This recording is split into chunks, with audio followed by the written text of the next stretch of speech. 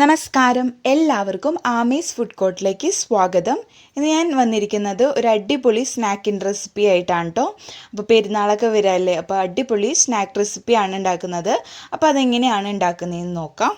അപ്പോൾ നമ്മുടെ സ്നാക്കിന് വേണ്ടിയിട്ട് നമുക്ക് ആദ്യം തന്നെ അതിനുള്ള മാവ് റെഡിയാക്കി എടുക്കണം. അപ്പോൾ അതിന് വേണ്ടിയിട്ട് ഞാനിപ്പോൾ 2 കപ്പ് അളവിൽ മൈദപ്പൊടിയാണ് അളന്ന് വെച്ചിരിക്കുന്നതാണ് കേട്ടോ. 1 കപ്പ് എന്ന് പറയുന്നത് 240 ml ആണ്.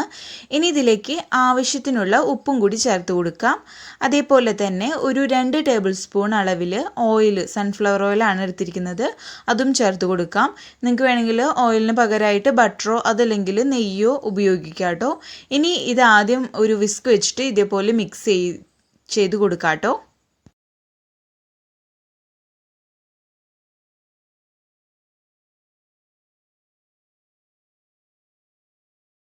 ഇപ്പോൾ ഇതാ നമ്മൾ പൊടി എല്ലാനും ഉപ്പൊക്കെ ചേർത്തിട്ട് നല്ലപോലെ മിക്സ് ചെയ്തെടുത്തിട്ടുണ്ട്. ഇനി ഇതിലേക്ക് കുറേശ്ശെ വെള്ളം ഒഴിച്ചിട്ട് നമ്മൾ നല്ല സോഫ്റ്റ് ആയിട്ടുള്ള മാവായിട്ട് എടുക്കണം. നമ്മൾ ചപ്പാത്തിക്കൊക്കെ പരത്തുന്ന ഒരു രൂപത്തിൽ നല്ലപോലെ ഇത് കുഴച്ചെടുക്കാം കേട്ടോ.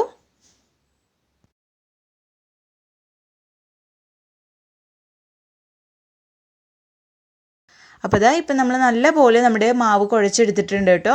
നല്ല സോഫ്റ്റ് മാവ് ആയിട്ടാണ്, നമുക്ക് ഡോ ആയിട്ടാണ് കേട്ടോ കിട്ടിയിരിക്കുന്നത്. കണ്ടില്ലേ, നല്ല സോഫ്റ്റ് ആയിട്ടാണ് കിട്ടിയിരിക്കുന്നത്. ഇനി ഇതിൻ്റെ മുകളിലേക്ക് 1 ടീസ്പൂണോളം ഓയിലും കൂടി ചേർത്ത് കൊടുത്തിട്ട് ഒന്ന് ഇതേപോലെ സ്പ്രെഡ് ചെയ്ത് കൊടുക്കുക എല്ലാ ഭാഗത്തേക്കും. അപ്പം മാവ് ഇരിക്കുമ്പോൾ ഡ്രൈ ആയി പോവാതിരിക്കാനാണ് കേട്ടോ. ഇനി ഇത് മൂടി വെച്ചിട്ട് നമുക്ക് മാറ്റി വയ്ക്കാം. ഇനി ഇതിലേക്കുള്ള ഫില്ലിങ് റെഡിയാക്കാം. അപ്പോൾ നമ്മുടെ സ്നാക്കിന് വേണ്ടിയിട്ടുള്ള ഫില്ലിംഗ് റെഡിയാക്കാൻ തുടങ്ങാം. അപ്പോൾ അതിന് വേണ്ടിയിട്ട് കടായിലേക്ക് 1 ടീസ്പൂണോളം നെയ്യ് ചേർത്ത് കൊടുക്കുക. നമ്മളിപ്പോൾ സ്വീറ്റ് ആയിട്ടുള്ള ഫില്ലിംഗ് ആണ് കേട്ടോ ഇതിന് വേണ്ടി റെഡിയാക്കുന്നത്. നിങ്ങൾക്ക് ഇതിന് പകരമായിട്ട് സ്പൈസി ആയിട്ടുള്ള ഫില്ലിംഗ് റെഡിയാക്കിയാലും നല്ല ടേസ്റ്റ് ആയിരിക്കും. അപ്പോൾ ഇനി നെയ്യ് നല്ല പോലെ മെൽറ്റ് ആയിട്ട് വരുമ്പോൾ ഇതിലേക്ക് 2 ടേബിൾ സ്പൂണോളം റവ ചേർത്ത് കൊടുക്കുക കേട്ടോ. എന്നിട്ട് ഈ നെയ്യിലിട്ടിട്ട് തീ കുറച്ച് ലോ ഫ്ലെയിമിൽ വെച്ചിട്ട് നമ്മൾ ഈ നെയ്യിലിട്ടിട്ട് ഒരു 1 മിനിറ്റ് നേരത്തേക്ക് ജസ്റ്റ് ഒന്ന് വറുത്തെടുക്കുക കേട്ടോ.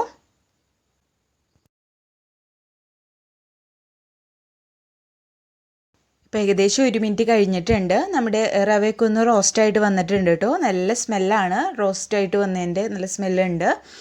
അപ്പോൾ ഇനി ഇതിലേക്ക് 1 കപ്പ് അളവിൽ തേങ്ങ ചിരകിയതാണ് കേട്ടോ, അത് ചേർത്ത് കൊടുക്കാം.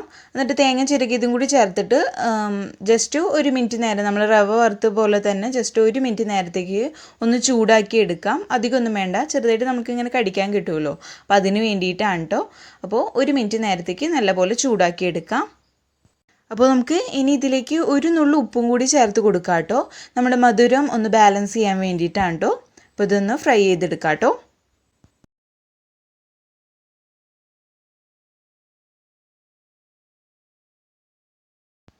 ഇനി ഇതിലേക്ക് നമുക്ക് മധുരത്തിന് ആവശ്യത്തിനുള്ള പഞ്ചസാര ചേർത്ത് കൊടുക്കണം. ഞാനിപ്പോൾ ഒരു 5 ടേബിൾ സ്പൂൺ പഞ്ചസാരയാണ് കേട്ടോ ഇതിലേക്ക് ചേർത്ത് കൊടുത്തിരിക്കുന്നത്. അപ്പോൾ മധുരം നിങ്ങളുടെ ഇഷ്ടത്തിനനുസരിച്ച് മാറ്റം വരുത്ത അളവിൽ. അപ്പോൾ കുറവ് തോന്നുകയാണെങ്കിൽ നമുക്ക് പിന്നീട് ചേർത്ത് കൊടുക്കാം കേട്ടോ. ഇപ്പോൾ ഇനി പഞ്ചസാര ചേർത്ത് കൊടുത്തിരിക്കുന്നത് കൊണ്ട് തന്നെ ഈ ചൂടിലിരുന്നിട്ട് പഞ്ചസാര മെൽറ്റ് ആകും. അപ്പോൾ അതിന് മുമ്പായിട്ട് നമുക്ക് ഇതിലേക്ക് ഒരു 1/2 ടീസ്പൂണോളം നമ്മുടെ ഏലക്കായ പൊടിച്ചതാണ്, അതും കൂടി ചേർത്ത് കൊടുക്കാം. അപ്പോൾ അതും കൂടി ചേർത്ത് കൊടുത്തിട്ട് നല്ല പോലെ ഇളക്കി കൊടുക്കാം കേട്ടോ. ഇനി നമ്മുടെ പഞ്ചസാര ഒന്ന് ഉരുകി വരട്ടെ. ഇപ്പോൾ ഇതാ നോക്കിയാൽ തന്നെ കാണാം നമ്മുടെ പഞ്ചസാരയൊക്കെ ഒന്ന് ചെറുതായിട്ട് മെൽറ്റായി വന്ന് തുടങ്ങിയിട്ടുണ്ട്. അപ്പോൾ കഴിച്ചു നോക്കിയപ്പോൾ കുറച്ച് മധുരത്തിൻ്റെ കുറവ് തോന്നി. അപ്പോൾ ഞാൻ എക്സ്ട്രാ ഒരു 2 ടീസ്പൂണോളം പഞ്ചസാരയും കൂടി ചേർത്ത് കൊടുക്കുന്നുണ്ട്.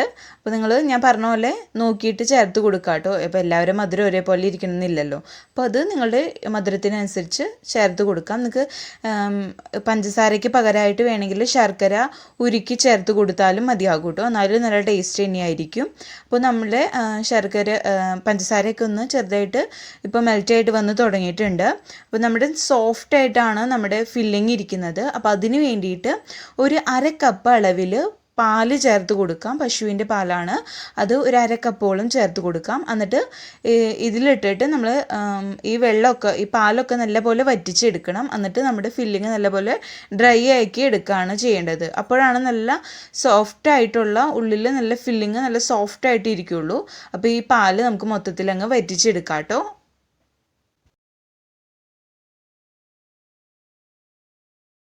അപ്പോൾ ഇതാ നോക്കിയാൽ തന്നെ കാണാം ഇതിലെ പാല് നമ്മൾ ഒഴിച്ചതൊക്കെ നല്ലപോലെ വറ്റിയിട്ട് നല്ലപോലെ ഡ്രൈ ആയിട്ട് കിട്ടിയിട്ടുണ്ട്. അപ്പോൾ നമ്മൾ ഇതിൻ്റെ ഉള്ളിൽ വെക്കുമ്പോൾ ഫില്ലിങ് നല്ല സോഫ്റ്റ് ആയിട്ടേ ഇരിക്കും. അപ്പോൾ കുറച്ചും കൂടി നമ്മൾ റവയൊക്കെ ചേർത്ത് കൊടുത്തിരിക്കുന്നത് കൊണ്ട് തന്നെ കുറച്ച് നേരം കഴിയുമ്പോൾ ഇത് ഡ്രൈ ആയിട്ട് ഇരിക്കും കേട്ടോ. അപ്പോൾ ഇത്രയും മതി. ഇനി ഇത് നമുക്ക് മാറ്റി വയ്ക്കാം. ഇനി നമുക്ക് നേരത്തെ നമ്മൾ മാവ് റെഡിയാക്കി വെച്ചിരുന്നല്ലോ, അത് ഒരു പ്രാവശ്യം കൂടി ഒന്നും കൂടി നല്ലപോലെ കുഴച്ചെടുക്കാം കേട്ടോ.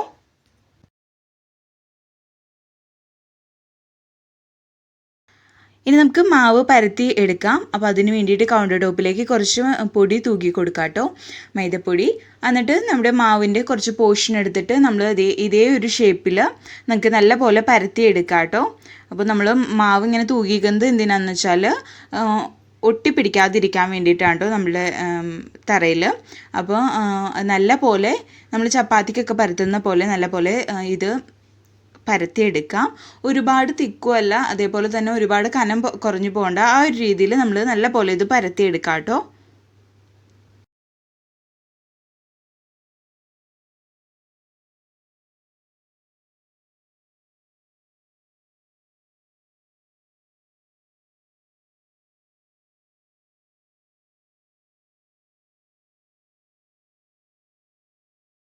ഇപ്പോൾ ഇതാ കണ്ടില്ലേ, നമ്മൾ ഷീറ്റ് നല്ല പോലെ പരത്തി എടുത്തിട്ടുണ്ട് കേട്ടോ. ഒരുപാട് തിക്കുമല്ല, ഒരുപാട് കനം കുറഞ്ഞു പോയിട്ടില്ല. ഈ ഒരു രീതിയിൽ പരത്തിയെടുക്കാം. ഇനി ഇതൊരു പ്ലേറ്റിലേക്ക് മാറ്റാം. അതിനുശേഷം നമ്മൾ നേരത്തെ റെഡിയാക്കി മാറ്റി വെച്ചിരിക്കുന്ന ഫില്ലിംഗ് ഉണ്ടല്ലോ, അതൊരു 2 ടീസ്പൂണോളം ചേർത്ത് കൊടുക്കാം. ഒരുപാടൊന്നും കൂടി പോകണ്ട കേട്ടോ ഫില്ലിങ് ചേർക്കുന്നത്. കാരണം ഫില്ലിങ് ഒരുപാട് കൂടി പോയാൽ നമ്മളിത് മടക്കുന്ന സമയത്ത് ചിലപ്പോൾ പുറത്തേക്ക് പോകാൻ സാധ്യതയുണ്ട്. അതേപോലെ തന്നെ നമ്മൾ ഫ്രൈ ചെയ്യാനുള്ളതാണല്ലോ, അപ്പോൾ അതിനനുസരിച്ച് കുറച്ച് ഫില്ലിങ് ചേർത്ത് കൊടുക്കാം. അപ്പോൾ നിങ്ങൾ നോക്കിയിട്ട് ചേർത്ത് കൊടുക്കാം കേട്ടോ. ഇനി ഇത് ഞാനിപ്പോൾ കാണിക്കുന്ന പോലെ നമ്മൾ ടൈറ്റായിട്ട് ഇതേപോലെ മടക്കിയിട്ട് കൈ വെച്ചിട്ട് വിരൽ വെച്ചിട്ട് ഇങ്ങനെ പ്രസ് ചെയ്ത് കൊടുക്കാം. എന്നാലാണ് പുറത്ത് പോവാതെ ഫില്ലിങ് ഇരിക്കുകയുള്ളൂ. അപ്പോൾ അതിന് വേണ്ടിയിട്ടാണ് കേട്ടോ. നിങ്ങൾക്ക് വേണമെങ്കിൽ മൈദ കുറച്ച് വെള്ളത്തിൽ ഒരു പേസ്റ്റ് പോലെ രൂപത്തിലാക്കിയിട്ട് ഒട്ടിച്ചു കൊടുത്താലും മതിയാകും. എങ്ങനെ ആയാലും കൈ വെച്ച് പ്രസ് ചെയ്താലും പുറത്ത് പോവാത്ത രീതിയിൽ നിങ്ങൾ പ്രസ് ചെയ്ത് എടുക്കാം കേട്ടോ.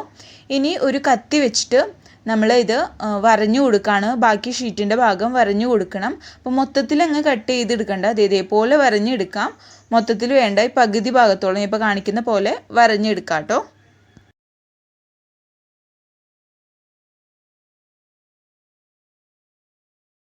അപ്പോൾ ഇതാ നമ്മൾ നല്ല പോലെ പുറത്തൊന്നും കട്ട് ചെയ്യാതെ നല്ല പോലെ വരഞ്ഞെടുത്തിട്ടുണ്ട് കേട്ടോ മാവ്. ഇനി ഇതിൻ്റെ സൈഡിലേക്ക് കൈ വെച്ചിട്ട് നമ്മൾ കുറച്ച് വെള്ളം ഇങ്ങനെ തേച്ച് കൊടുക്കാം. അപ്പോൾ നമ്മളിങ്ങനെ കവർ ചെയ്യുന്ന സമയത്ത് നല്ലപോലെ ഒട്ടിയിരിക്കാൻ വേണ്ടിയിട്ടാണ്, വിട്ടുപോകാതെ ഒട്ടിയിരിക്കാൻ വേണ്ടിയിട്ടാണ് കേട്ടോ ഇങ്ങനെ വെള്ളം തേച്ച് കൊടുക്കുന്നത്. ഞാൻ പറഞ്ഞ പോലെ നിങ്ങൾക്ക് മൈദയുടെ പേസ്റ്റ് ഉണ്ടാക്കിയിട്ട് അങ്ങനെ ചെയ്താലും കുഴപ്പമില്ല. ഇനി ഇതേപോലെ നമുക്കിത് മടക്കി എടുക്കാം കേട്ടോ. ബാക്കി വരുന്ന ഭാഗം അടിയിലേക്ക് ആക്കിയിട്ട് നമുക്ക് നല്ല പോലെ ഇത് പതുക്കെ പ്രസ് ചെയ്തിട്ട് നല്ല പോലെ ഒട്ടിച്ച് കൊടുക്കാം കേട്ടോ. അപ്പോൾ സൈഡിലുള്ള ഇതേപോലത്തെ നമ്മൾ സൈഡ് ഭാഗവും നല്ല പോലെ കൈ വെച്ചിട്ട് പ്രസ് ചെയ്യാം. അപ്പോൾ കുറച്ച് തള്ളി നിൽക്കുന്ന പോലെ തോന്നുകയാണെങ്കിൽ കത്തി വെച്ചിട്ടൊന്ന് കട്ട് ചെയ്തിട്ട് നല്ല പോലെ പ്രസ് ചെയ്ത് കൊടുക്കാം കേട്ടോ. കണ്ടില്ലേ, ഇതേപോലെ നല്ല പോലെ പ്രസ് ചെയ്ത് കൊടുക്കണം. അപ്പോഴാണ് ഫില്ലിങ്ങൊക്കെ പുറത്ത് പോവാതെ അടിപൊളിയായിട്ട് കിട്ടുള്ളൂ. കണ്ടില്ലേ, നല്ല പോലെ നമ്മൾ പ്രസ് ചെയ്തെടുത്തിട്ടുണ്ട്. അപ്പോൾ ഇതേപോലെ തന്നെ നമുക്ക് എല്ലാ ഷീറ്റും ഇതേപോലെ കട്ട് ചെയ്ത് നമുക്ക് ഫില്ല് ചെയ്തെടുക്കാം കേട്ടോ. അപ്പോൾ ഞാൻ ഇതേപോലെ നമ്മൾ അടിപൊളിയായിട്ട് റെഡിയാക്കി എടുത്തിട്ടുണ്ട്. കുറച്ച് ഭാഗമുണ്ട്, അപ്പോൾ ഞാനിത് ഉള്ളിലേക്ക് അങ്ങ് മടക്കി വെക്കുന്നുണ്ട് കേട്ടോ. അപ്പോൾ എല്ലാവരും നമുക്ക് റെഡിയാക്കി എടുക്കാം. അപ്പോൾ എല്ലാവരും ഞാൻ ഇതേപോലെ ഫില്ല് ചെയ്തിട്ട് റോൾ ചെയ്തെടുത്തിട്ടുണ്ട് കേട്ടോ. ഇനി ഇത് നമുക്ക് ഫ്രൈ ചെയ്യാൻ തുടങ്ങാം. ഇപ്പോൾ ഓയിൽ നല്ലപോലെ ചൂടായിട്ട് വന്നിട്ടുണ്ട്. ഇനി ഇതിലേക്ക് ഓരോന്നായിട്ട് ഇട്ടിട്ട് നമുക്ക് നല്ലപോലെ ഫ്രൈ ചെയ്തെടുക്കാം. അപ്പോൾ ഇതിടുന്ന സമയത്ത് ഓയിലിൻ്റെ ചൂട് എന്ന് പറയുന്നത് മീഡിയം ആയിരിക്കണം. അതിനുശേഷം ഇട്ടതിന് ശേഷം നമ്മൾ തീ വളരെ ചെറു തീയിലിട്ടിട്ട് സിമ്മാക്കി വെച്ചതിന് ശേഷമാണ് കേട്ടോ ഫ്രൈ ചെയ്യേണ്ടത്.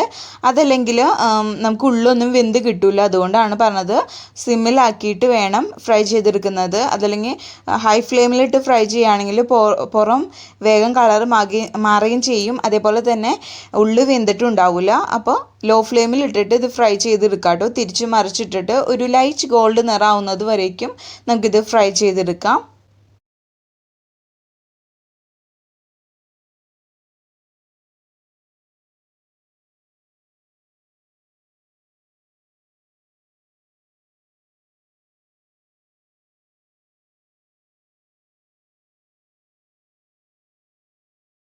ഇപ്പോൾ ഇതാ നമ്മുടെ സ്നാക്ക് നല്ലപോലെ ഫ്രൈ ആയിട്ട് വന്നിട്ടുണ്ട്. അതേപോലെ തന്നെ ഒരു ലൈറ്റ് ഗോൾഡ് നിറമായിട്ട് വന്നിട്ടുണ്ട് കേട്ടോ. അപ്പോൾ നമുക്കിത് കോരി മാറ്റാം. അപ്പോൾ ഇതേപോലെ തന്നെ ബാക്കി എല്ലാവരും നമുക്ക് ഫ്രൈ ചെയ്തെടുക്കാം കേട്ടോ.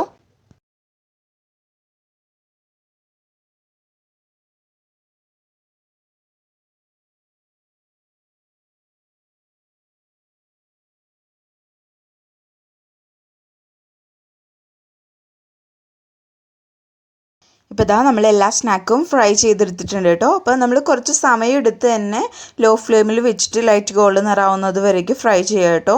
അതല്ലെങ്കിൽ ഉള്ളു വേവാതിരിക്കും, ഞാൻ നേരത്തെ പറഞ്ഞ പോലെ തന്നെ. അപ്പോൾ ഇതാ നല്ല ക്രിസ്പി ആയിട്ടുള്ളൊരു സ്നാക്കാണ്. പുറമെ നല്ല ക്രിസ്പിയും അതേപോലെ തന്നെ ഉള്ളിൽ നല്ല സോഫ്റ്റ് ആയിട്ടുള്ള ഫില്ലിങ്ങോട് കൂടിയിട്ടുള്ള അടിപൊളി സ്നാക്കാണ് കേട്ടോ. നമ്മൾ പുറമൊക്കെ കഴിക്കുമ്പോൾ നമ്മൾ പപ്സൊക്കെ തിന്നൂലേ, ആ ഒരു ടേസ്റ്റൊക്കെ തന്നെയാണ് കേട്ടോ ഈ സ്നാക്കിന്. അപ്പോൾ ഈസി ആയിട്ട് ഉണ്ടാക്കാൻ പറ്റുന്ന ഒരു അടിപൊളി സ്നാക്കാണ്. അപ്പോൾ ഇനി ഇങ്ങനത്തെ വെറൈറ്റി ആയിട്ടുള്ള സ്നാക്സൊക്കെ ഉണ്ടാക്കി നോക്കാം. അപ്പോൾ എല്ലാവർക്കും ഈ വീഡിയോ ഇഷ്ടപ്പെട്ടെന്ന് വിചാരിക്കുന്നു. അപ്പോൾ ഞാൻ ഒരെണ്ണം കട്ട് ചെയ്ത് കാണിച്ചു തരാം കേട്ടോ. ഉള്ളൊക്കെ നല്ല പോലെ വെന്തിട്ടുണ്ട് കേട്ടോ. ഒരെണ്ണം കട്ട് ചെയ്ത് കാണിച്ചു തരാം. കണ്ടില്ലേ, നല്ല സോഫ്റ്റാണ് ഉള്ളിൽ, അതേപോലെ തന്നെ നല്ല ക്രിസ്പി ആയിട്ടാണ് പുറമേ ഇരിക്കുന്നത്. നല്ല പോലെ വെന്തിട്ടുമുണ്ട്. അപ്പോൾ നല്ല ടേസ്റ്റാണ് കേട്ടോ കഴിക്കാൻ വേണ്ടിയിട്ട്. എല്ലാവരും ഇത് ട്രൈ ചെയ്ത് നോക്കുക. എന്നിട്ട് നിങ്ങളുടെ അഭിപ്രായങ്ങളൊക്കെ താഴെ കമൻറ്റ് ബോക്സിൽ അറിയിക്കുക.